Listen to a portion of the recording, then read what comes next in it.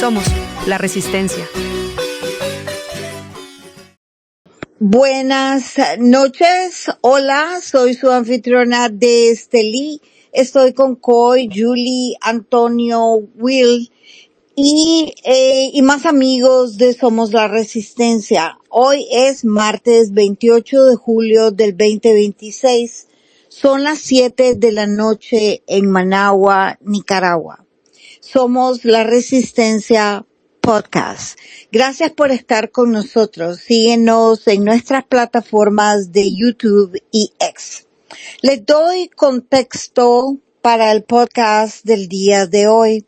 En este fin de semana, mientras estaba con mis amigas, fue arrestado el 25 de julio del 2026 Nelson Hayes Mossey, el último militar condenado por el asesinato del cantor Víctor Jara. Las autoridades arrestaron a Nelson en Chile. Me alegró, me sorprendió. El hecho, pues, me parece tan increíble para un crimen cometido hace 53 años, en 1973, y que la Corte Suprema de Justicia de Chile emitió una condena definitiva en el 2023. Entonces, me alegró, me dio esperanza para resolver los crímenes cometidos auspiciados por los tiranos en Nicaragua. Siempre he anhelado que tengamos justicia en Nicaragua. Al mismo tiempo, el día de hoy, en el año 2026, existen sectores de la sociedad que no reconocen los abusos y crímenes cometidos contra la sociedad en la dictadura de Somoza. No la aceptan e idealizan su tiempo en el poder. Los sandinistas se deslizaron desde 1979 con los mismos patrones de abuso, asesinato, robo y hasta han sobrepasado el umbral del límite de la otrora dictadura. Nicaragua es un simulacro de democracia el día de hoy en todos los aspectos. Ha derruido todas las instituciones, el ejecutivo, el judicial y el legislativo. Ya sabemos de su intención de exterminar las elecciones o establecer elecciones a su manera cada 7 años para renovarse cada 7 años y eliminar a los otros candidatos que no sean de su agrado, especialmente los que fueron expulsados de Nicaragua. Pues bien, tengo la esperanza, me da esperanza la creación de juicios hechos en Nuremberg después de la Segunda Guerra Mundial y esta extraordinaria justicia transicional en Chile. Esto fue únicamente posible por el éxito y establecimiento de un plebiscito, la famosa campaña de No, by the way, que era una respuesta a que Pinochet se quería reelegir 8 años más. Y llegó el plebiscito cambiando la cultura de terror y absoluto control muy parecida a la que se vive hoy en Nicaragua. Y creo que los dictadores la superan en muchos aspectos. Aquí hay algo de lo que pudiéramos platicar. Entonces llegó con un 55.99 a favor del no. Que se realizaran elecciones que ganó Patricio Aylwin y así comenzó la transición a la democracia y en Chile. Y los procesos de verdad, justicia, reparación aplicados tras la dictadura de Pinochet del año 73 al 90. Sí, señores, a los que niegan eso era una dictadura como la de Somoza del 36 al 79 y la del Frente Sandinista morfiada en nombre de Ortega Murillo del 79 al 2026 o del 2007 al 2026, como ustedes escojan. Entonces llegamos a las comisiones de la verdad, cuáles son la comisión Rating en 1990, que investigó los casos de detenidos, desaparecidos, ejecutados políticos y víctimas de tortura y muerte. La comisión Van Leech, que se realizó en el año 2003 al 2004, que reconoció a miles de decenas de personas que sufrieron prisión política y tortura. La coyuntura de procesos de justicia y juicios llegaron también a partir de la persecución penal. Yo quisiera que en un futuro se juzgaran a los jueces de los juicios espurios de Nicaragua, a procuradores como la María Oviedo. Existen los obstáculos lógicos que no aceptarían silencio o pactos de silencio como lo que sucedió en Chile, donde los militares no querían no deseaban, no querían reportar lo que ellos habían visto. También existió la reparación y memoria, pensiones y programas para las víctimas, sitios de memorias, museos ya institucionalizadas. En fin, si no fue perfecto, sí fue puesto en marcha por la memoria colectiva, testigos, víctimas y familiares. Entonces les pregunto, ¿llegaremos a tener justicia? ¿Llevaremos a juicio a los verdugos y sus cómplices de ambas dictaduras, la de Somoza y la de los Ortega Murillo? A lo más reciente incrustado en nuestras memorias y serviremos de testigos verbales y físicos de tales hechos. Les escucho. Bienvenidos. Estamos en Somos la Resistencia.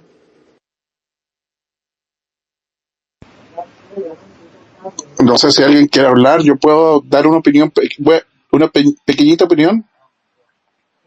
¿Puedo? Claro que sí. Adelante, Antonio. Ok, lo que voy a hacer es que como este es un tema largo y es un tema que me relaciona directamente con la familia, y yo he vivido todos estos procesos, porque realmente los viví todos. E incluso soy beneficiario de una de las reparaciones, entre comillas, sociales, a mí y a mis hijos, ¿no? Pero bueno, mi papá es chileno, mi papá era arquitecto. En el 73 estaba estudiando el último año en arquitectura en la Universidad de Chile y él llegó de Estados Unidos en el 69. Él había estado en los Marines y después se fue para Chile. Estuvo en Vietnam. Después se fue para Chile porque mi abuelo es chileno también, pero también era norteamericano.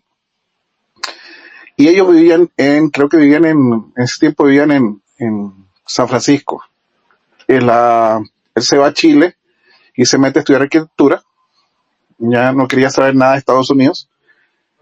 Y conoció a mi mamá, se casaron. Y en el 73 ellos estaban recién casados, tenían como un año de casados, menos de un año. Y mi hermana acaba de nacer, tenía 9.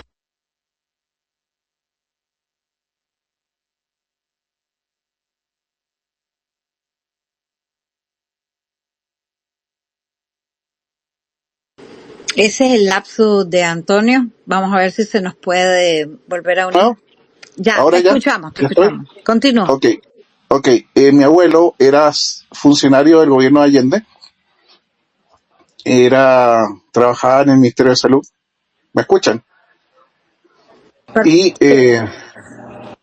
mi papá y mi abuelo estaban en el mismo partido político aliado a Allende. Y mi papá era hijo de militar, mi abuelo era militar.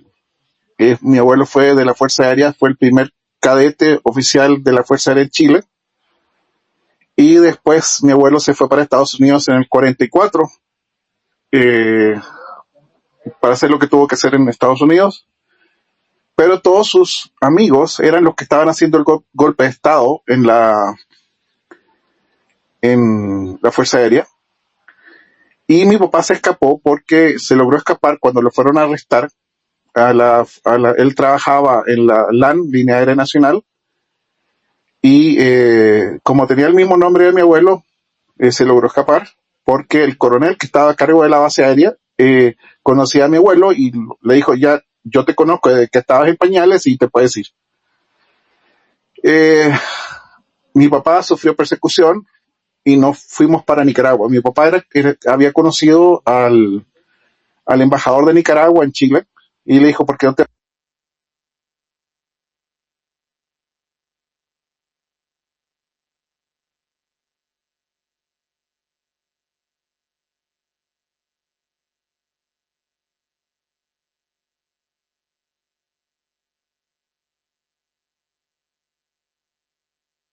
Ahí está el lapso de Antonio, Antonio SJ. Ya volví, Ya. ya volví. Fue puchica, qué bárbaro. Yo no sé qué le pasa a esto, pero bueno. En el 79, creo que el 79 nos fuimos para Miami, y nos vamos de vuelta a Chile en el 80, 81. Y mi papá siguió involucrado en política y siguió siendo perseguido en Chile. Obviamente yo aprendí a hablar en Chile y vivimos todo lo que fue el proceso de represión en Chile. ¿Me escuchan? Sí, te escuchamos, Antonio. Nosotros vivimos todo el proceso de represión. Mi papá, en la casa de mi papá, en Manquehue Sur, 1404, en Las Condes, en Santiago, mi papá hacía las reuniones del Partido Radical, ya que era un partido socialdemócrata, de centro izquierda, pero socialdemócrata, no era nunca extremo. Ya, me acuerdo que la policía se ponía enfrente de mi casa a vigilar la casa, en la esquina. Había un parque enfrente y se ponía la policía a ver.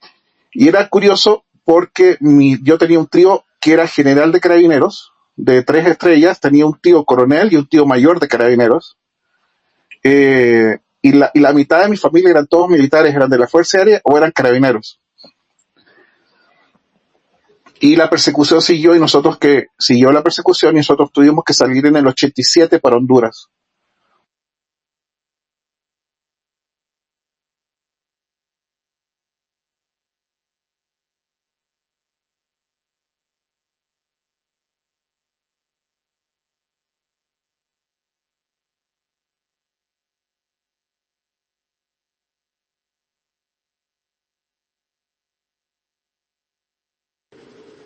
Y cada vez que me voy a conectar, Antonio ya se vuelve a conectar otra vez. Pero verdad que sí lo habíamos notado con el acento de Antonio, un poquito del deje chileno, o no lo habían notado. Sí, se le nota bastante. Sí se le nota. Antonio, hola Gerald, ¿cómo está? Will se fue, seguramente no le llamó mucho la atención. Ok. Adelante. ¿Me escuchas ahora? Perfecto. Ok.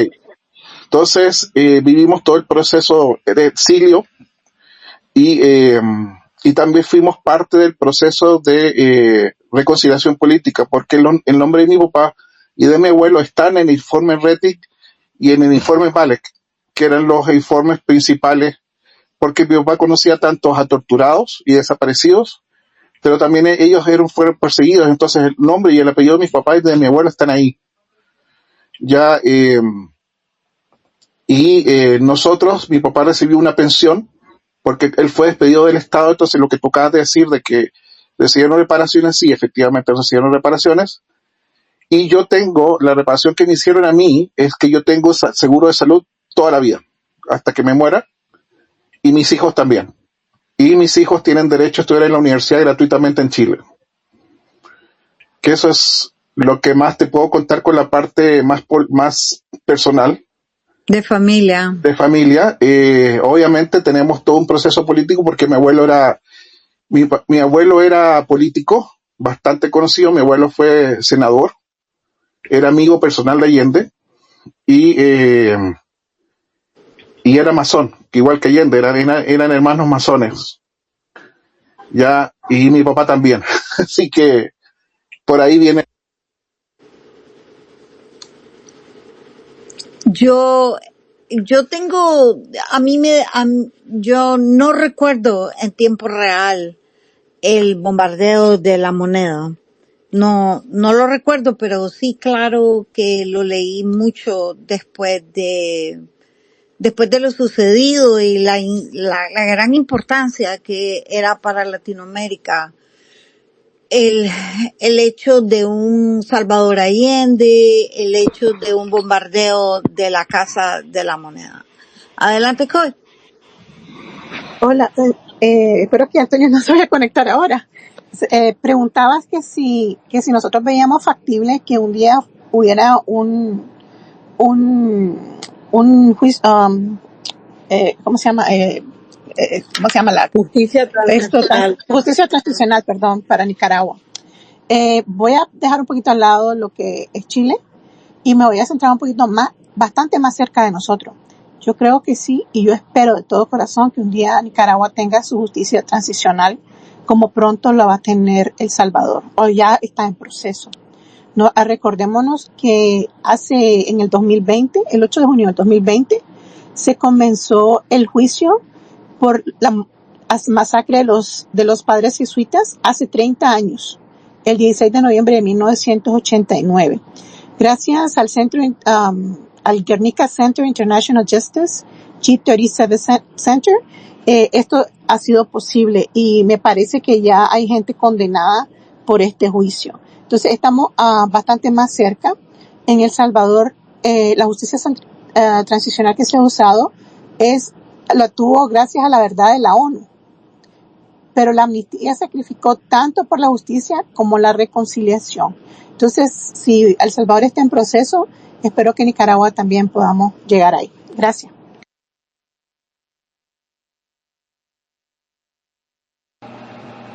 Antonio levantó la mano. Ok, gracias. Bueno, para hablar más en la parte de Nicaragua, porque es la que me interesa, obviamente la parte familiar es algo que me duele por todo lo que viví, pero mi opinión personal con respecto a Nicaragua es que yo no quiero la justicia transicional que se vivió en Chile, en Nicaragua, porque para mí no hubo justicia.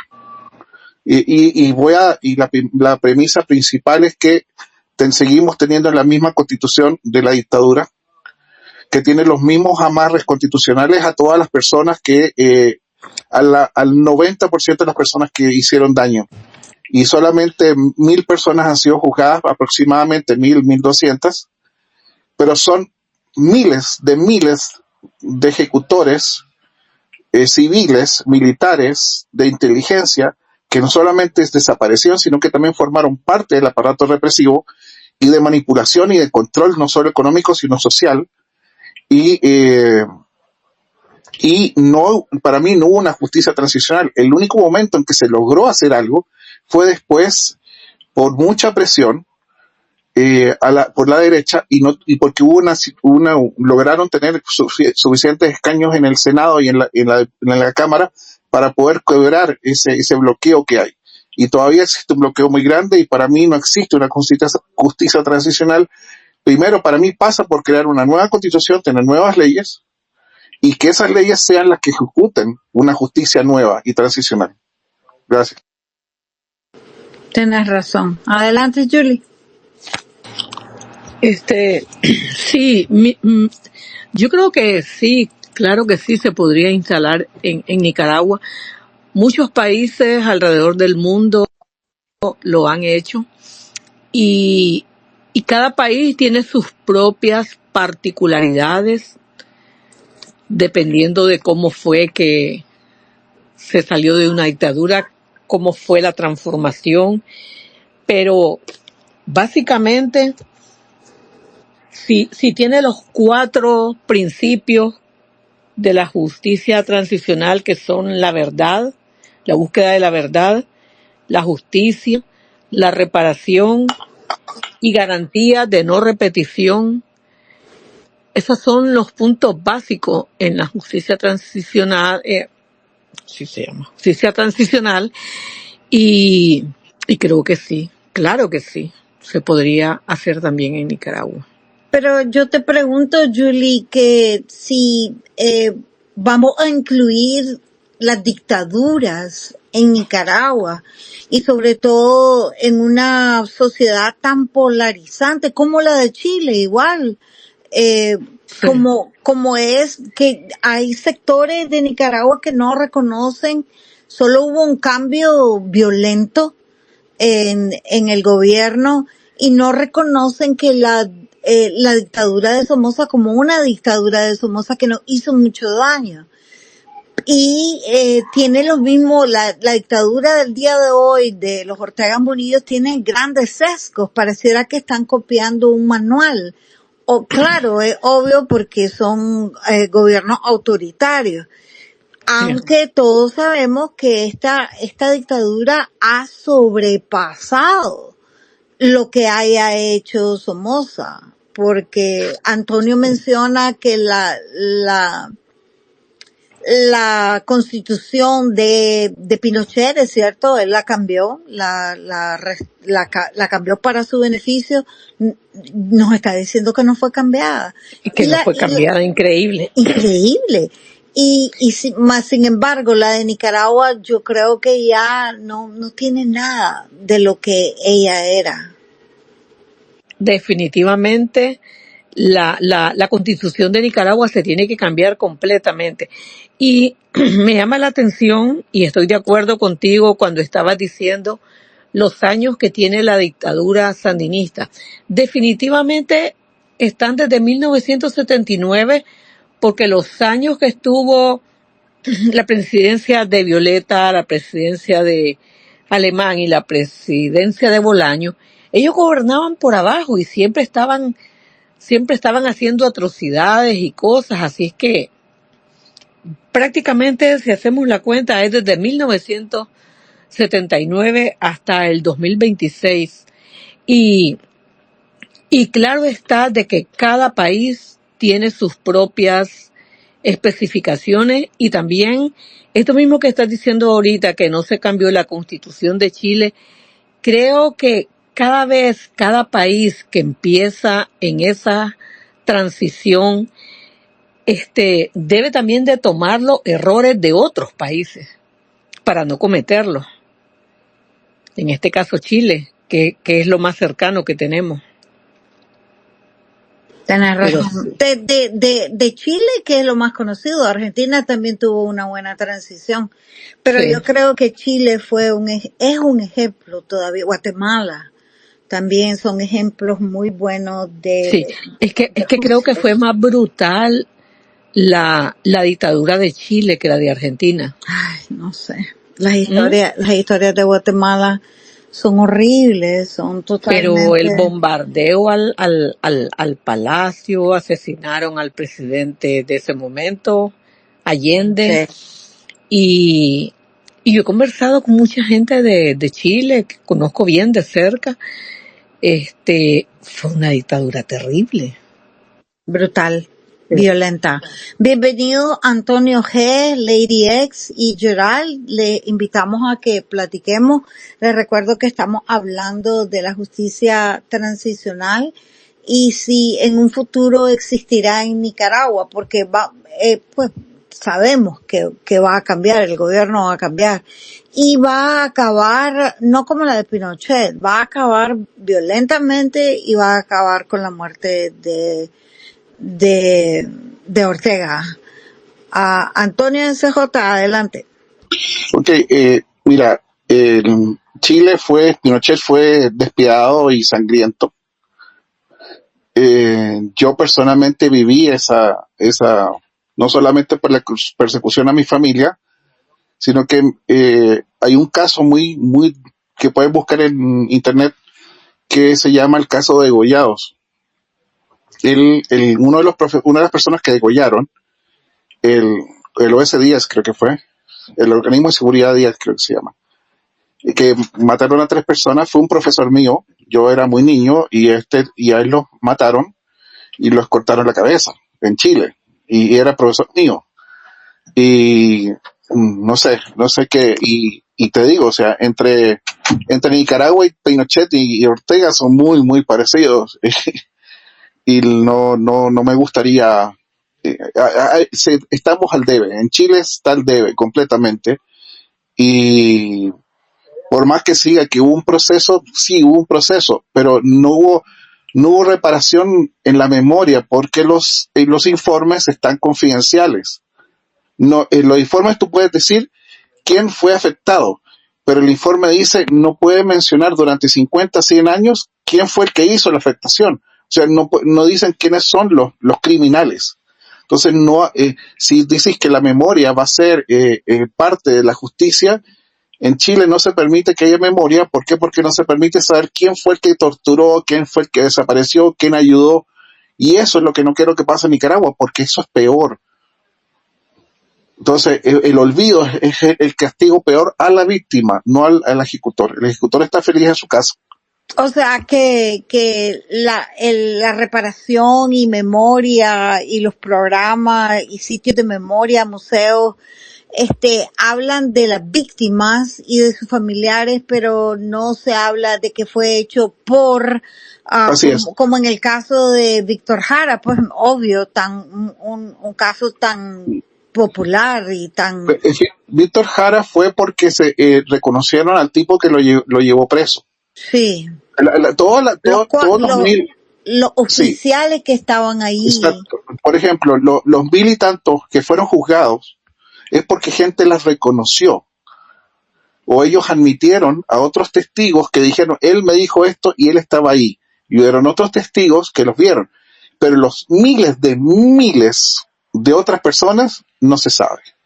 No, y está prohibido por constitución. La constitución prohíbe que se den esas cosas. Entonces están bajo triple llave hasta que no se muera todo el mundo y no exista ningún detenido desaparecido, ningún exiliado, nada. Hasta ese momento, dentro de 50 años, vamos a saber quién es quién.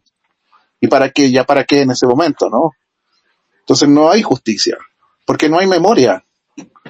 Pero sí hay ¿Ya? memoria porque están O las sea, víctimas. Lo sí, que no hay es justicia. exacto, o sea, a eso me refiero. Por ejemplo, en Nicaragua, donde yo vivía en Altamira, yo sé exactamente quién era el jefe del BLI de un amigo que fue muerto por la propia sandinista en la montaña. Todo el mundo sabe quién era el jefe de ese muchacho que murió. Y yo lo conocía, entonces todo el mundo sabe que él es un criminal. En Chile no sabes quién fue y ni nunca vas a saber quién fue. Y eso es lo que no quiero que pase con Nicaragua. No quiero que oculten, porque que se haga un pacto, porque es típico pacto que siempre hacemos en Nicaragua. No quiero que pase eso, porque no quiero que exista el olvido. No se trata de que voy a estar resentido, rencoroso, no, o que quiero joder a alguien o que quiero matar a alguien. No, yo no quiero eso, yo no quiero repetir patrones. Lo que quiero es que simplemente no vuelva a ocurrir. Ese es mi punto, ¿no? Sí. Coy, bienvenido Zapata. Sí, desafortunadamente, una cosa es lo que nosotros queremos, otra cosa es lo que realmente va a pasar.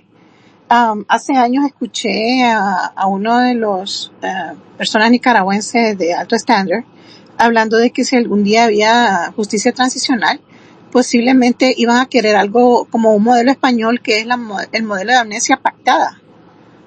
Entonces, en un modelo de amnesia pactada, tampoco, o sea, no van a juzgar a nadie, o van a juzgar a nadie porque es una amnistía, o sea, es pactado ya, de que se va a olvidar lo que pasó y vamos a seguir adelante. Y eso fue lo que pasó desafortunadamente en España. Ellos murió ¿cómo se llama? El generalísimo, Franco, perdón, y pactaron pues una amnistía en la cual hasta como en 2007, que vino lo que llaman la ley de memoria histórica, no hubo un censo oficial de víctimas. No. Que en España dicen que sigue siendo el segundo país con más desaparecidos sin identificar después de Camboya. Cierto. Con más de 114,000 personas en fosas comunes. Les voy a pasar yo un documental que hizo Almodóvar, no sé si ustedes lo han visto, Es gratis y se llama El silencio de los otros.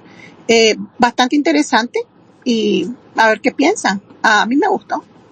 Gracias. Sí, la transición después de la guerra civil a que Franco llegara y hasta que Franco murió en su cama en un hospital, se empezó y la monarquía fue establecida, se empezó a hablar y las personas que habían salieron de su país, las víctimas que ni siquiera se podía hablar, no podían hablar, en Nicaragua aún, nosotros, bueno, son otros tiempos, obvio, podemos hablar, pero en España no se podía, la gente estaba totalmente, pues, bajo un dominio y un control de medio increíble. Antonio, te quiero escuchar, Gerald, Lady X.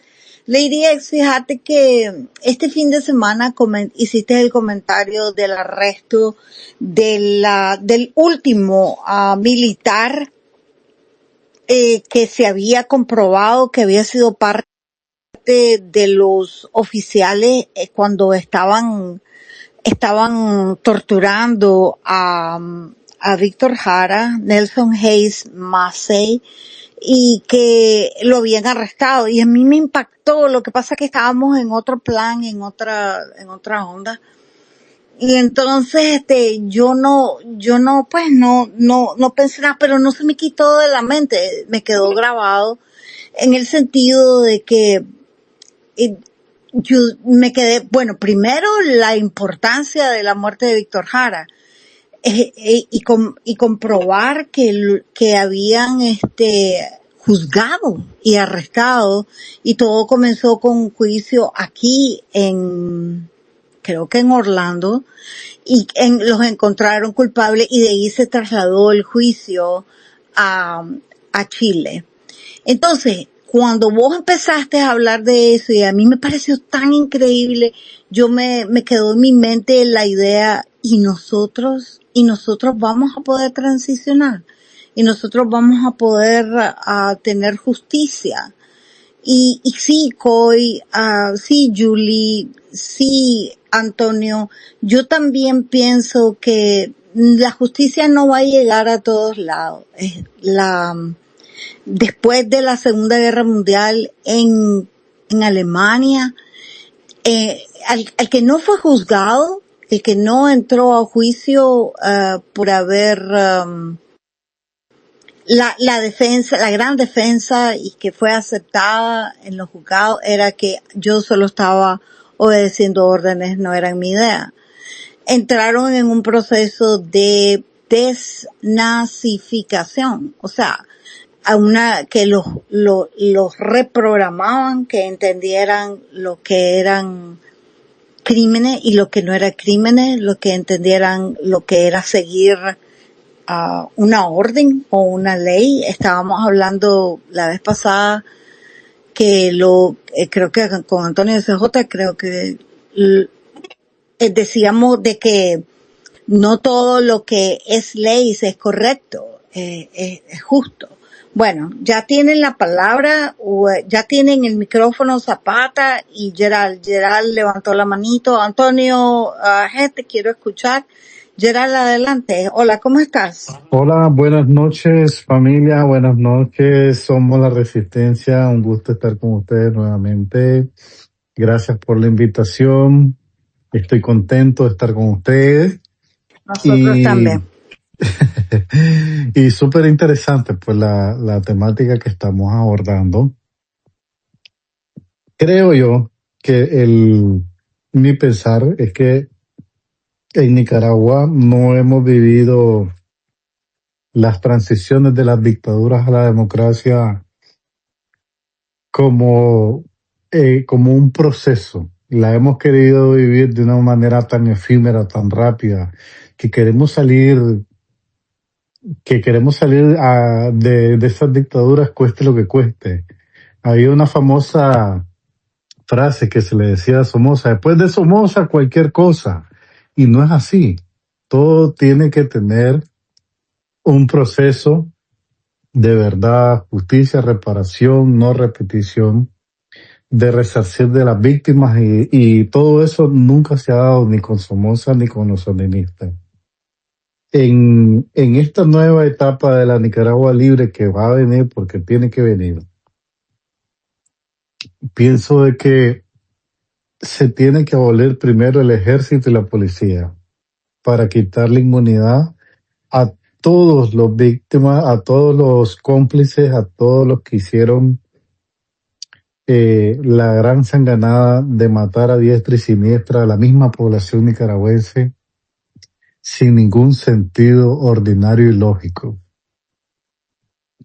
Después de abolir la policía y el ejército, se tiene que institucionalizar la Comisión de la Verdad para que haya reparación, para que haya de verdad un proceso coherente de transición, pero sobre todo un proceso fisiopsicológico de ayuda a todos los que sufrimos por la dictadura desde el 79 en la primera etapa hasta el 2018 en la segunda etapa. Es necesario que consideremos de que los países potencia no tienen que hacer nuestro trabajo. Somos nosotros los nicaragüenses que tenemos que crear los mecanismos legales, constitucionales y penales para que esto que estamos debatiendo en un futuro ya tenga un marco lógico, un marco de conveniencia, no que hasta última hora, cuando ya se dé el Big Bang, el Bangán, el bojazo de que cayó la dictadura, hasta esa hora vamos a correr y no es así. O sea, tenemos que pensar también de una manera propositiva y retrospectiva por Nicaragua, en esa Nicaragua de la democratización, pero sobre todo de la reparación que no hemos tenido nunca, lamentablemente, desde los Somoza hasta la actualidad. Gracias. Quisiera decirte que aunque parezca increíble e inverosímil, hola Yadere, gracias por estar con nosotros. Aunque parezca increíble e inverosímil, yo siempre hablo de eso. Ya debería de haber un machote de la nueva constitución. Y entonces Peraza me dice, ya existe, ya hubo, ya lo tenemos. Y debería de existir cómo va a ser las elecciones en Nicaragua y las formas más adaptables a nuestro sistema, ¿verdad? A nuestra idiosincrasia de país. Y también hay personas que han trabajado, las famosas odiadas en ONG, no todas son corruptas, no todas son, no hicieron nada.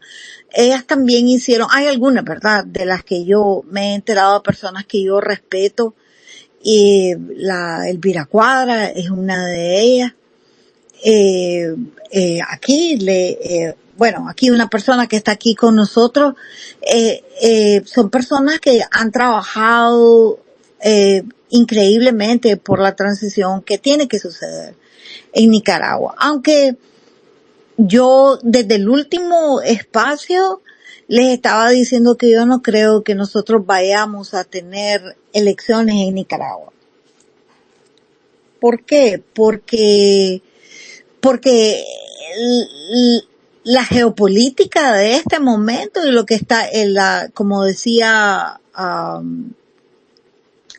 Gerald J, en este momento, la gran potencia de este hemisferio que nos influencia de tan manera, no está dejando campo ni lugar a que existan elecciones. Y sí, yo soy una ferviente creyente que las elecciones pueden y deben cambiar el rumbo y el destino de la sociedad, especialmente unas tan golpeadas y adoloridas y tan sufridas como como la de Chile, Nicaragua, en fin, pues la América Latina, porque si ahora estamos en esta wave de cambios de gobiernos otra vez hacia la derecha, un poco hacia la derecha, en esa época también existió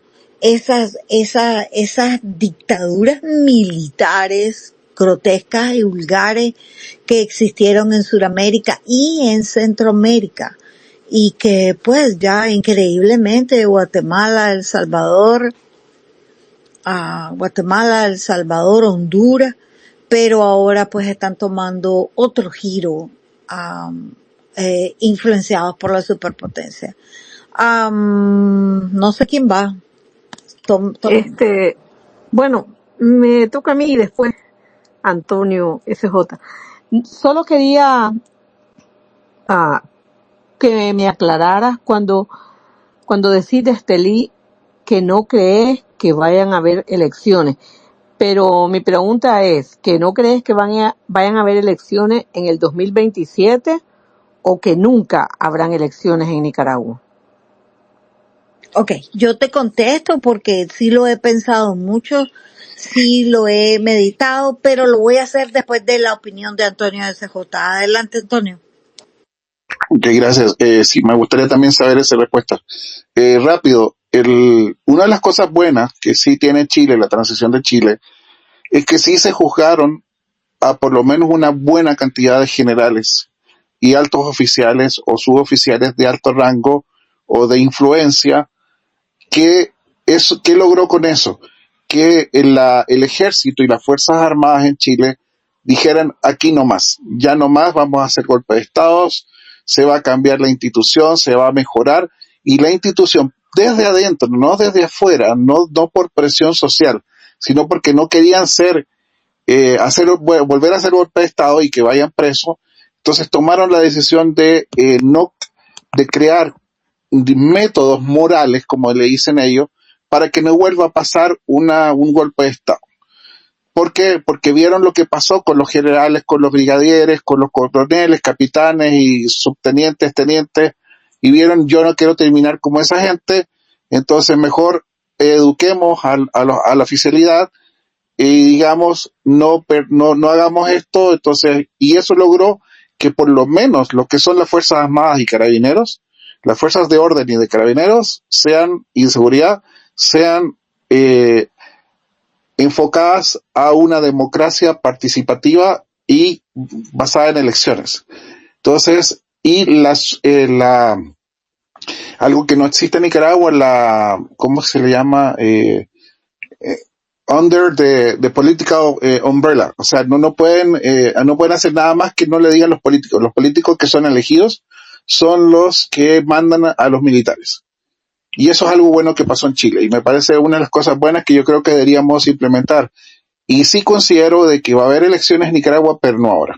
Esa es mi opinión con respecto. Me gustaría saber la opinión de Estelí. En realidad que Chile es un modelo increíble porque del cual deberíamos de aprender mucho y tratar de entenderlo. Y para cuando lleguemos al cambio de transición de gobiernos en Nicaragua. Ahora, me refiero en cuanto a las elecciones en el cambio, en el espacio pasado del 21 de julio, yo le hablaba de que yo había leído, y que lo había pensado antes de leerlo. Es increíble, hay veces como uno piensa las cosas y después lo ves plasmado en un artículo, un periodista o alguien lo dice y vos pensás, exacto, eso es lo que yo pienso. Así, esa es la manera que yo creo de lo que va a suceder. Entonces, yo leí en el Economist que hablaba de un artículo de Tiny Nicaragua y su arrebato en pretender de que no se iba a gobernar ya más por el voto. Como les digo, lo pensé antes de leerlo, pero después el punto final para mí fue leer Amnesty International, en el que ellos mencionan el augurio de elecciones libres en América. Se avecina un terrible ciclo para los derechos humanos y el voto incluido. Y yo también lo pienso. Yo pienso que debido a las cosas que han sucedido en este momento en Venezuela, que imagínate pues, no se dice, ok, vamos a entrar, vamos a gobernar. Yo estoy de acuerdo con lo que está pasando en Venezuela, no lo tomen de otra manera. Yo estoy totalmente de acuerdo y también con la transición paulatina y al suave que están haciendo, aunque la Delcy y Diosdado estén todavía ahí, pero estoy de acuerdo. Y yo creo que este giro en el cambio de gobierno de esta manera, que es el augurio que tenemos, no permite que nosotros vayamos a tener elecciones. Yo no lo veo que nosotros en nuestros países vayamos a tener elecciones. En Nicaragua, en Venezuela, en Cuba, no vamos a tener elecciones. Tal vez lo vamos a hablar, tal vez lo vamos a estudiar, tal vez se van a crear opiniones acerca, pero el presagio que tenemos es de no elecciones en la América de la que nosotros vivimos, de la América que nosotros somos parte. No sé si me entendieron, si me quieren preguntar. Esa es solamente una idea, mi opinión. Y yo voy a continuar tu idea. Perdone que haya, ¿cómo se llama? Asaltado la palabra. Voy a Sí, no, bien. continuar tu idea y totalmente de acuerdo. Y te voy a decir por qué. Porque el expansionismo que tenemos del gobierno Trump para Latinoamérica está haciendo mucho mal. Si ya teníamos mal, está haciendo mucho más mal a la América Latina. Y no vayamos lejos, a lo mejor no vamos a tener elecciones en los países que tú estás hablando, pero también tendríamos que estar conscientes y preocupados porque el señor está buscando como no hayan elecciones de medio tiempo en 98 días en Estados Unidos. Entonces, si él logra que no hayan elecciones de midterms en 98 días, ¿qué podemos esperar de Latinoamérica? Gracias. Julie. Bueno, yo espero que la Casa Blanca cumpla su palabra de las etapas hasta llegar a la transición en Venezuela, que son las elecciones. Y por otro lado, el pueblo venezolano no es tonto. El pueblo venezolano sabe de esas etapas y sabe que la última etapa son las elecciones y se les prometieron elecciones.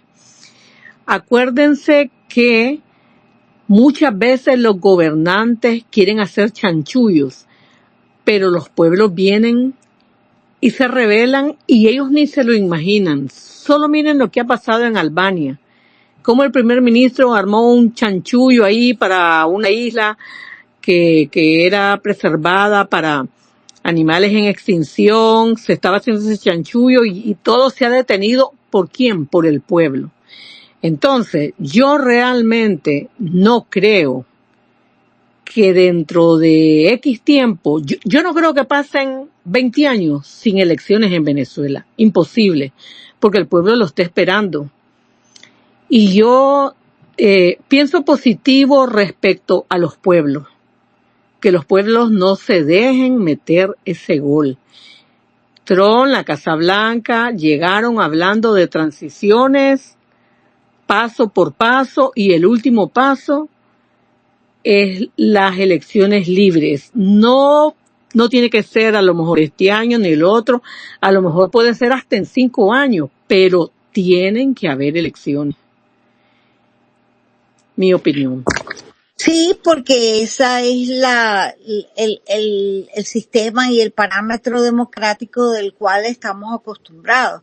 Estamos acostumbrados de que va a haber un proceso electoral y que se va a elegir.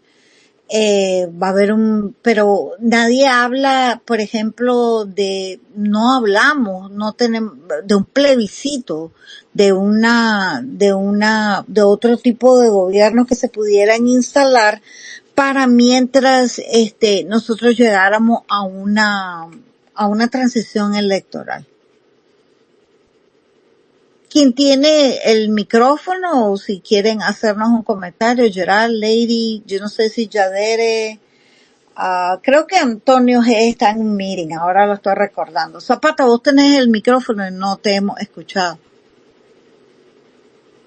Salude, buenas noches. Estoy tratando de absorber la información para entrar cuando tenga algo relacionado. Ok, perfecto, sí.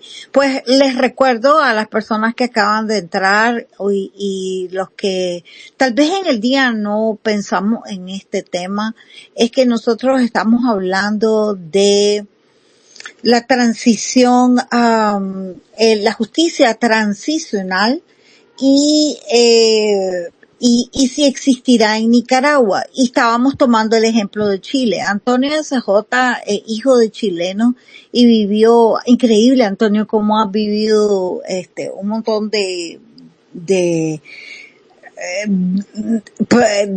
situaciones en las de muy significativos de las Américas. Y entonces pues estábamos hablando de eso, en el sentido de que si nosotros llegaremos a tener una justicia en Nicaragua y de qué manera sería. Y ahorita en este momento estábamos hablando de que si Julie piensa que sí existirá elecciones en un futuro cercano en Venezuela, en Cuba, no sé cómo, si no existe no existe padrones electorales, no existen lugares para votar, no existe nada, hay que construir una democracia desde el punto de cero. En Nicaragua por lo menos existió un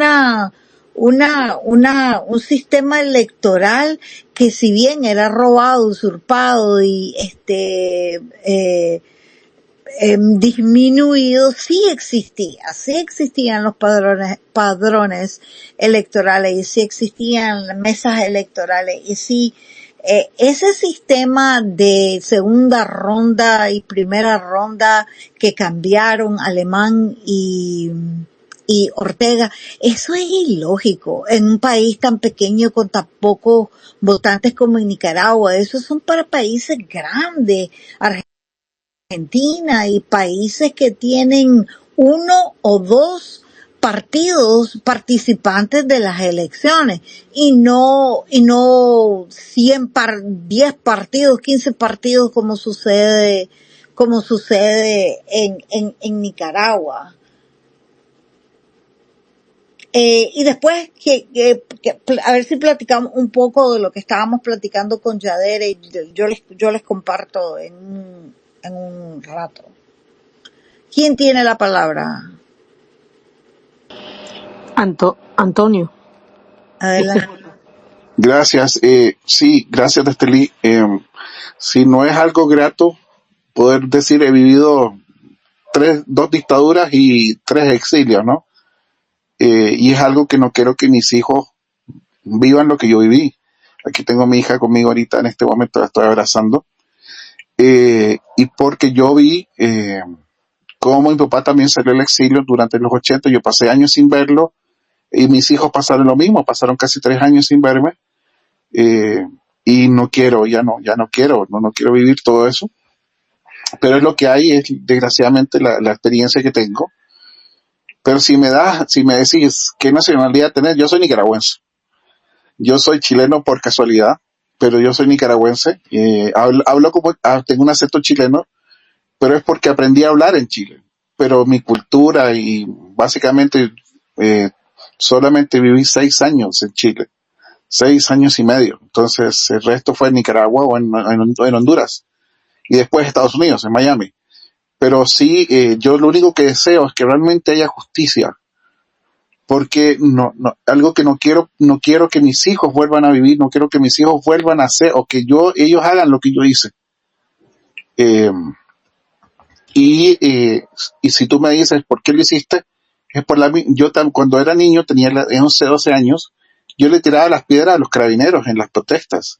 Entonces yo he estado luchando con una dictadura desde que tengo uso de razón, y he sido exiliado desde que tengo uso de razón, no solo de Nicaragua, sino que también de Chile, y ya no quiero eso, no quiero esto para mis hijos, no quiero esto para Nicaragua, no quiero para nada. Yo creo que todos volvamos. Quiero irme a bacanalear en la playa, irme a Granada, tomarme mi café, estar en mi hamaca y comiendo rosquillas. Literalmente eso es lo único que quiero. Y es lo que deseo para Nicaragua. Justicia y no olvido. Eso es todo. Y yo te entiendo, yo te entiendo, yo también he perseguido la justicia en que si hay una persona en la fila y alguien se brinca el espacio de la fila, las justicias pequeñas, las justicias chiquitas, las justicias grandes, siempre he sido una enamorada de la justicia, que sea igualitaria, que sea correcta, que sea ética, pero no sé qué decirte al respecto. Y después me asalta la gran pregunta de justicia o paz, que tanto, justicia o paz, justicia o paz. Adelante, Isidro. Bienvenido a Marlon. Sí, buenas noches y gracias por la oportunidad de hablar. Pues bueno, ya que están tocando un tema así, pues, abierto y un poquito de historia, yo logré agarrar algo antes de 1979, y para serle franco, o sea, tal vez no lo pude absorber de la manera que se absorbió lo que fue en sí la dictadura, porque no hay vuelta de hoja que era una dictadura. Pero le puedo decir una cosa, los recuerdos que tengo no eran malos, para nada.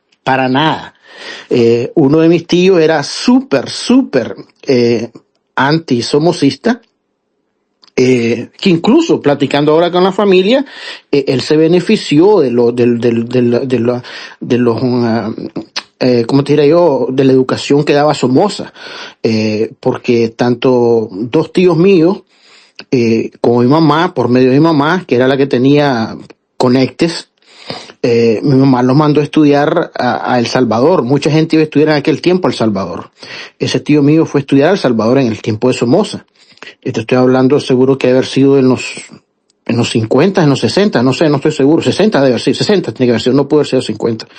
Entonces, lo que yo me refiero es que yo logré conocer en el 77, yo tenía 10 años, y a un primo mío, hijo de este tío, por eso lo menciono, ¿no? Hablar un poco de la historia, ya era revoltoso. Es más, mi prima, la hija de mi tío, ya era guerrillera, y eso era un conocido públicamente, que mi prima era guerrillera. Y te estoy hablando que no era de los piricuacos del 79, que llegaron el 19 de julio, le decimos nosotros. Estoy hablando de una guerrillera del 77, inicio del 77. Entonces, este muchacho, el hermano de ella, mi primo, andaba en una manifestación y lo balearon mejor no digo la ciudad. Lo balearon. Entonces, ¿qué pasó? Te estoy hablando que agarran a un chaval baleado, hermano de una guerrillera, hijo de un opositor recalcitrante a Somoza. ¿Ok? Y lógicamente, y entonces, ¿qué es lo que pasa? Lo balean en la pata y se lo llevan al hospital militar de Managua. Viene mi tío, llama a mi mamá y le dice, mira, le dice, quiero saber dónde está mi hijo, anda a buscarlo, porque él no se atrevía a ir al hospital militar, lógicamente. Mi mamá, ni corta ni perezosa, porque era ¿cómo te diría yo? Era como la mamá de todos ellos. Me agarró a mí y nos fuimos. Yo tengo esa imagen cuando yo llegué en el hospital militar de Managua buscando a mi primo. Y mi mamá tenía el coraje para hacer eso. Además que mi mamá conocía gente, porque mi mamá había estudiado en la escuela de señorita de San Marcos y tenía amistades. Para no hacerlo más largo, una buena amistad de mi mamá era la ministra de Educación, era amiga de mi mamá porque habían estudiado juntas. Entonces, fuimos ahí y no los dejaron ver a mi primo, sino que lo dejan ver hasta que ya está de regreso en la ciudad departamental donde eran ellos. Nosotros no éramos de ahí. Y yo fui a verlo de nuevo, porque mi mamá era más metida que. Ahí estaba un guardia cuidando a mi primo, a la pie de la cama, cuidándolo, firme. Y yo, ¿qué digo yo cuando yo tenía 10 años? Tengo que haber tenido 10 años. Nosotros, no sé si fue en el 77 o en el 78. Probablemente haya sido inicio del 78. Te estoy hablando de tiempos que estaban crudos todavía. Y yo lo primero que digo es, ¿qué está haciendo este guardia cuidando a mi primo? así sin medir palabras, y todo el mundo se quedó helado. Y entonces dijo alguien, ese que lo están cuidando porque se robó una muchacha, y el pobre guardia se puso a reír. Para no sentarles el cuento muy largo, a mi primo, hermano de una guerrillera activa, hijo de un opositor recalcitrante, lo llevaron al hospital militar, le pusieron platino en la pata, lo curaron y lo dejaron ir solo para que 3 meses después, renqueando, se fuera a la guerrilla. Entonces, esos fueron los ejemplos que tengo yo de lo más malo que he visto yo de la guardia, porque mi mamá decía que lo torturaban, que le decían, le van a cortar la pata, y que era, que no lo podían operar porque estaban esperando que se desinflamara el balazo de Garán que le metieron en la pata. Ahí se fue el muchacho, gracias a Dios, digo yo, gracias a Dios salió vivo, pues, porque la hermana murió, mi prima murió. Pero la guardia era una dictadura, pero no se vivía como se vive hoy en día. Fíjate que yo estudié en la escuela primaria que estudié se llamaba General Anastasio Somoza García, y yo no me di cuenta hasta que me entregaron el diploma, hasta que lo miro en el diploma, me doy cuenta que porque no nos enconcentraban. Jamás hubo una bandera del Partido Liberal, se izaba la bandera, se respetaba la bandera azul y blanco, teníamos un podio para la bandera azul y blanco donde la levantábamos, se doblaba y nos enseñaban a cantar el himno. Nunca andábamos cantando cuestiones del Partido Liberal, a pesar de que la escuela se llamaba General Anastasio Somoza García. Pero bueno, esos son los recuerdos que tengo yo de Somoza. Del sandinismo, los recuerdos que tengo yo, ya me tocó la guardia, pero ese otro lo dejo para después. Las dictaduras son malas, pero yo creo que la dictadura de Somoza era como un chihuín de teta comparado con los sandinistas. Sí. Adelante, Coy. Sí, yo, a ver, este es un tema que se habla mucho en mi casa y muchas veces tengo mucha atención también, porque la dictadura, una de las cosas que tenemos que hacer es dejar de romantizar la dictadura. No hay dictadura buena ni hay dictadura mala. La gente tenemos a contar el cuento, los cuentos, cualquier cuento, a nuestra conveniencia o a como nos ha ido. Si nos fue bien, pues es una dictadura buena. Si nos ha ido mal, bueno, es una dictadura mala. Y tenemos que entender que una dictadura es, un dictador pues tiene totalmente el poder absoluto, no hay democracia, hay violencia, y como digo, no todo el mundo, si sos opositor, pues seguramente te van a matar, te pueden tantas cosas, poner preso. Lo primero que tenemos que hacer en Nicaragua es dejar de romantizar la dictadura. La dictadura es dictadura, no importa si es buena o mala. Y no podemos hacerlo como según nos venga el cuento. Que si fue bueno conmigo porque a mí me dio facilidades para esto, o los sandinistas me han dado. ¿Cuánta gente no le han dado facilidades los sandinistas también? Entonces, para esa gente, el Daniel Ortega es lo mejor que ha pasado en la vida. Entonces, por ahí tenemos que comenzar, dejar de romantizar dictadura. Gracias.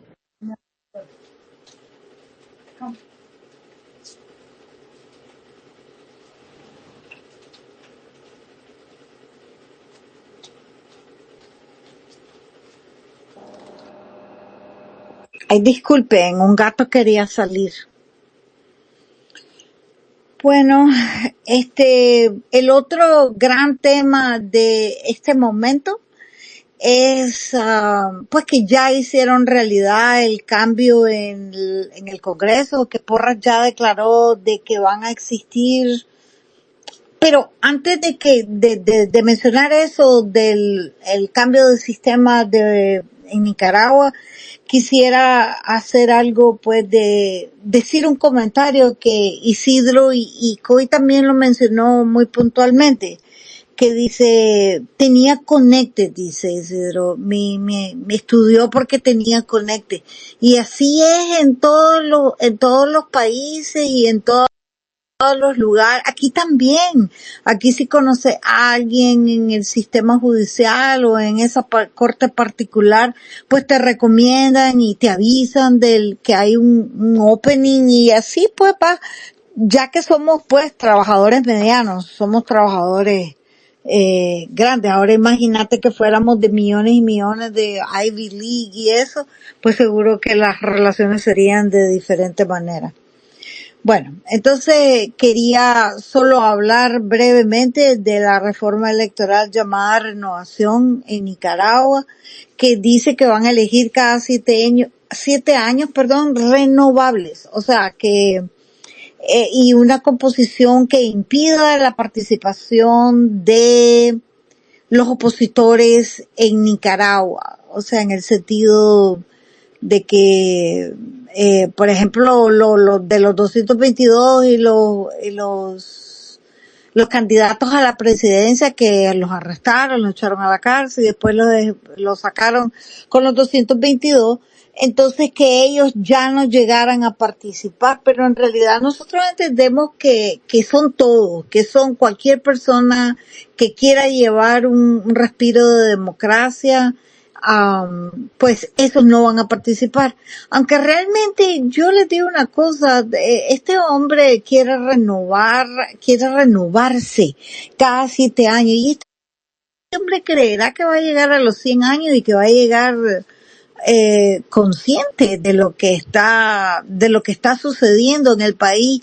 Él creerá que la mujer que tiene 75 años van a llegar a la presidencia y que van a renovar cada 7 años a un nuevo miembro de la familia.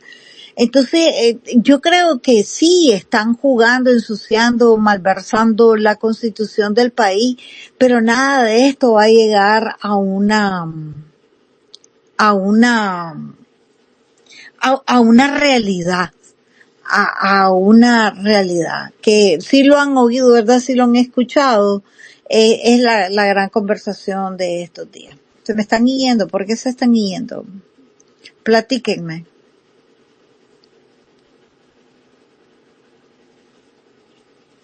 ¿Qué escucharon de este gran tema?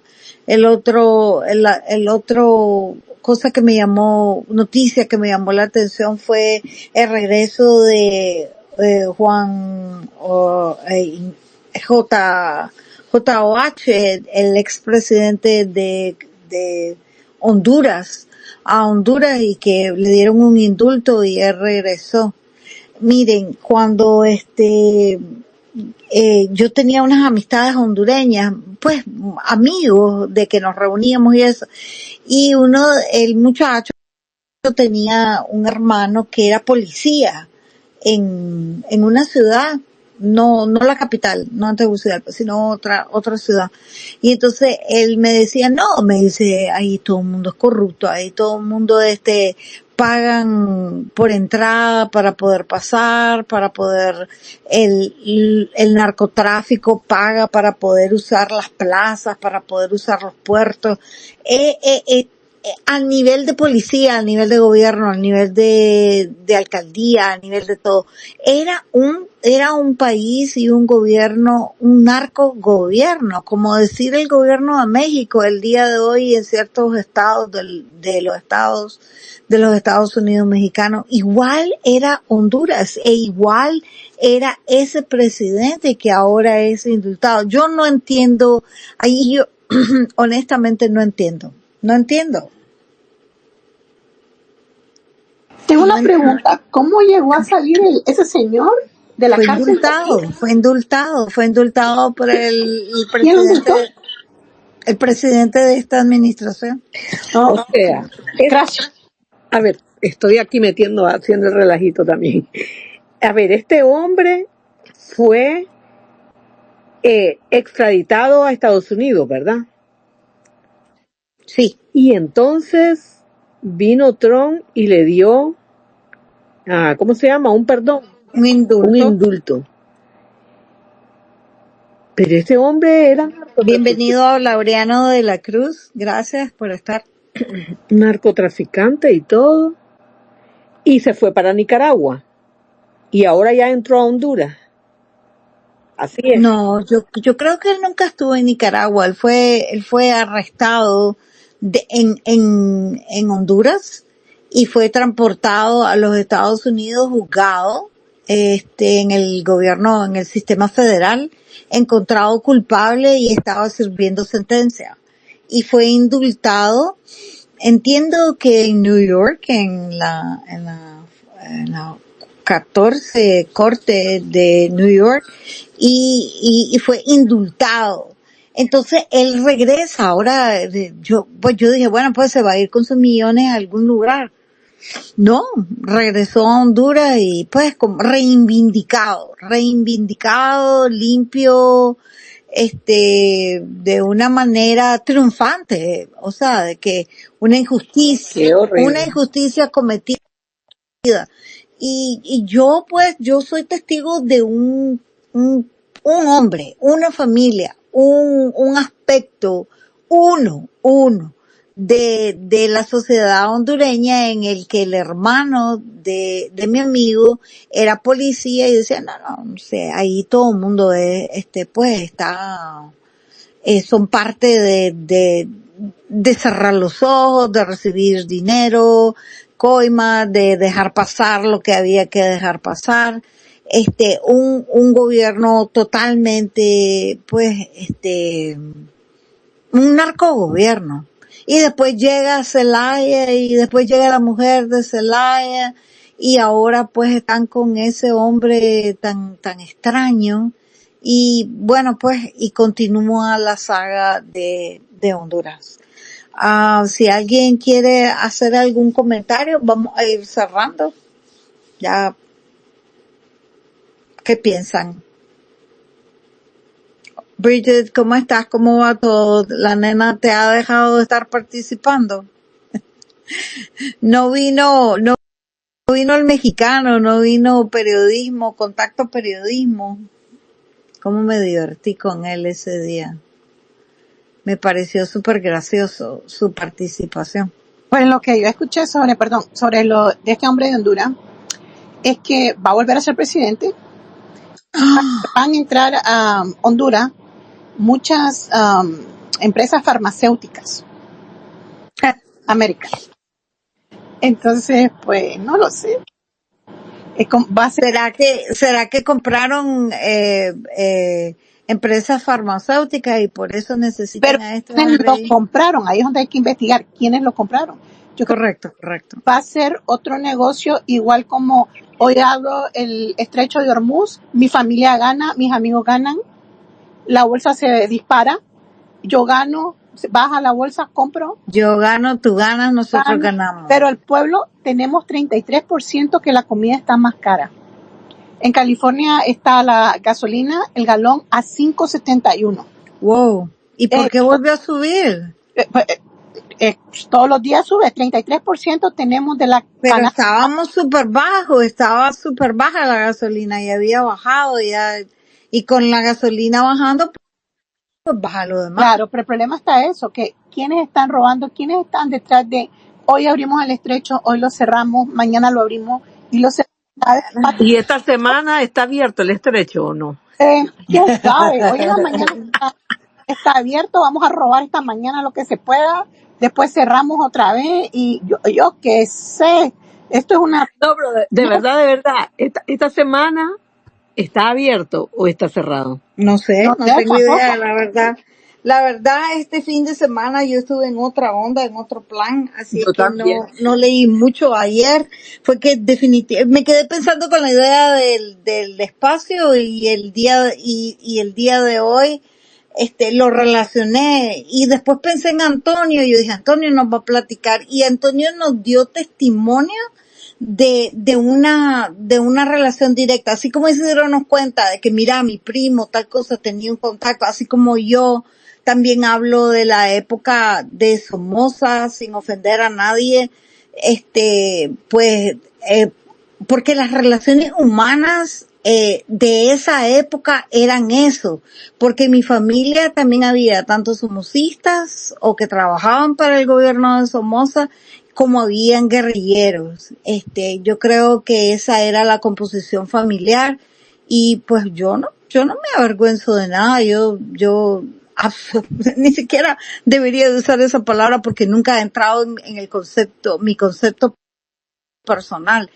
Yo para mí es la composición de la sociedad nicaragüense y entre la composición de la familia. Adelante, Yuli. Sí, agregando a lo que estás diciendo, no hay una familia no existe una sola familia que fuera solo de un lado. Sí. Sí, mi papá era contador y llevaba la contabilidad de una empresa de Luis Somoza. Pero entonces también habían tíos de que estaban no sé si en el frente sandinista, pero estaban en el lado opuesto. O sea, y estoy hablando de los años 60, 70, imagínense. Y yo creo que todas las familias tienen así, de los dos lados, porque es que siempre tenía que haber oposición, ¿no? Bueno, bueno, yo nunca lo he visto como o sea, un familiar es esto y otro familiar, sino que esa es la composición de la sociedad. Nunca han querido aceptar o ciertos sectores de la sociedad no han querido aceptar que Somoza fue un dictador y que Somoza mató y que los guardias mataron y que la EBI levantaba gente. Y yo, bueno, lo que yo vi, lo que yo recuerdo de mi niñez, para mí sí fue un gobierno ingrato. La casa de mis abuelos, las casas de mis tíos, el bombardeo en Estelí, las muertes de Estelí, la manera brutal, cruel y violenta con la que trataban a la gente que sabían o ellos entendían eran parte del Frente Sandinista. Y al mismo tiempo veo la barbarie que sucedió en Nicaragua en un 2018 y lo que fuimos testigos. Yo creo que aquí, de eso sí podemos decirlo, fuimos testigos todos. Tal vez los de Somoza, no todos fueron testigos, no todos lo vieron porque, como decía Isidro, pues no todos los sectores lo sintieron, no todos lo vieron.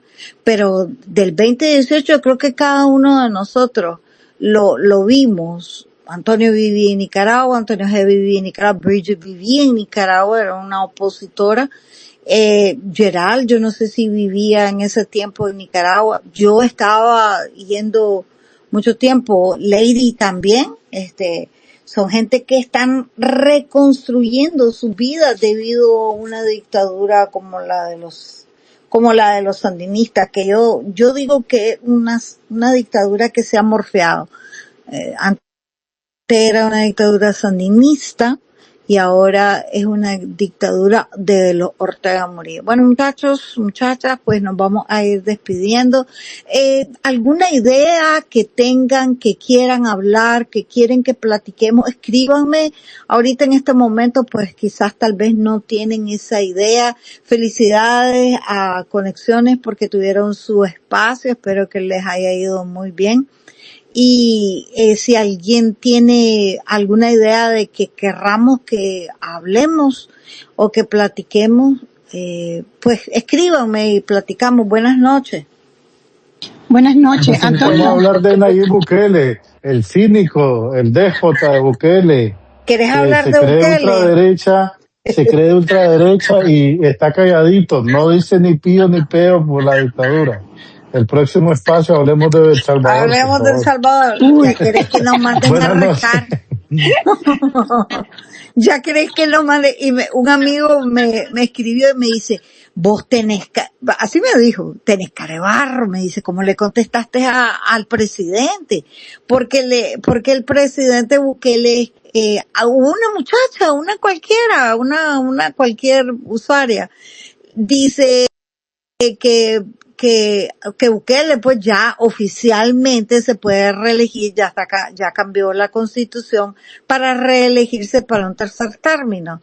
Y entonces la muchacha dice, y ella dice, ¿y cómo es eso? Que se va a reelegir para un tercer término, no es que usted es muy democrático.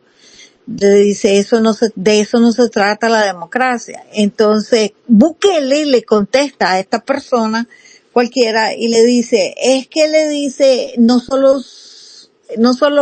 es El Salvador, es el Canadá, es todos esos países que son de otras formas de gobierno. Entonces yo le contesté, pero señor presidente, esos son gobiernos parlamentarios, o sea, que tienen otro sistema de elecciones donde un primer ministro se puede reelegir. Entonces me dice el amigo, qué carebarro que sos, me dice, no le andes contestando, te van a joder aquí en X, pero en realidad yo no lo estaba ofendiendo, yo solo estaba diciendo que son diferentes formas de gobierno.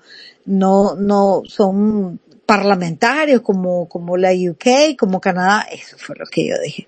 Buena idea, buen tema. Te voy a decirle algo, Antonio SJ. Antonio, me dio mucho gusto saber que sos parte de la hermandad.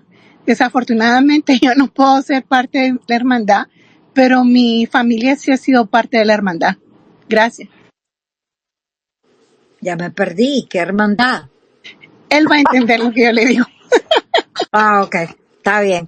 Inside Masónica, Joke. la hermandad masónica. Bienvenidos a los Inside Joke. Buenas noches, que viva Nicaragua Que libre. viva. ¡Que viva! Somos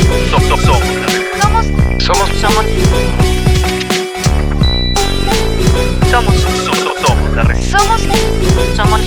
Somos la resistencia.